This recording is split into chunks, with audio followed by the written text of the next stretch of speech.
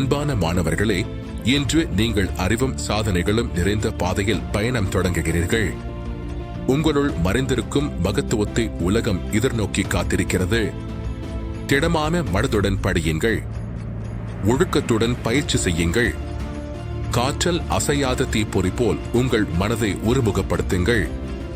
நீங்கள் தேசத்தை கட்டி எழுப்பும் எதிர்கால தீப விளக்குகள். உங்கள் வெற்றி எண்ணற்ற வாழ்வுகளை உயர்த்தும்.